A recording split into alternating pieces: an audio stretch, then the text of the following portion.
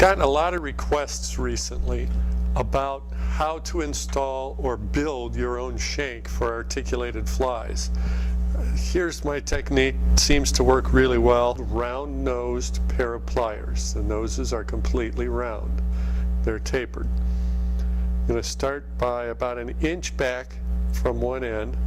I'm going to crank the wire over towards me so that it has about a 45-degree angle on it.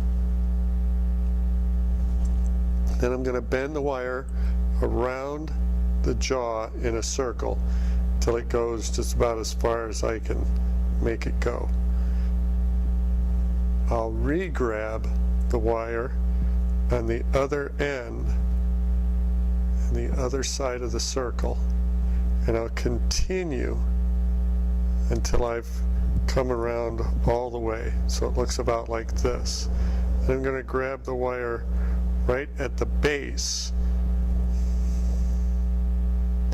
and I'm going to pull the wire back towards me. At this point, I've made my loop where the hook is going to rest. Usually I'll give it just a little bit of a squeeze here, just so that it closes it down a little bit. You need it open some in order to get the hook in there. Now here's where things get tricky. We want to mount this on top of the hook shank like so. Just bend the wire at this end,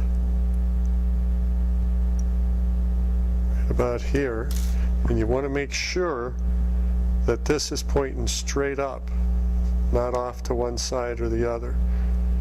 And just push your wire right around the nose of the pliers and give it a little squeeze. After you do a couple of these, it'll be pretty simple for you. So there, we've created our shank.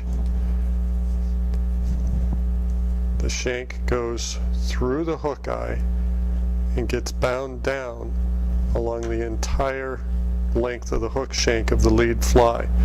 Things that I like to remember or keep in mind when I'm building my shank for connecting my fly is that I want this loop to be real small. So when I put it into my hook eye, I don't have too much wire hanging up or down of it. Got about as tight as I can make it there and still get it on and off. Second thing I do on this end is make sure that I don't have it sticking out too far. The closer I keep it to the bend, the less fouling that occurs of the trailer, whether it's a fly or just a shank. Usually I use just a shank and not a whole hook back there. The wire gauge that I use for my connectors is the AFW toothproof 105-pound test, number 9. I've mic'd that out at 22 thousandths. That's about the same diameter as 30-pound test mono. So that's about the right size for this wire diameter. It also keeps me from interfering with the hook eye too much. Once I get it all put together, I don't have to worry about not being able to get my line through there.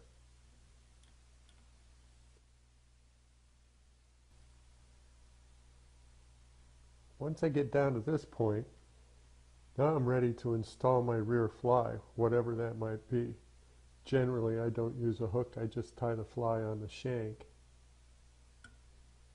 slip it onto my wire, then I can continue with my wrap all the way down to the base.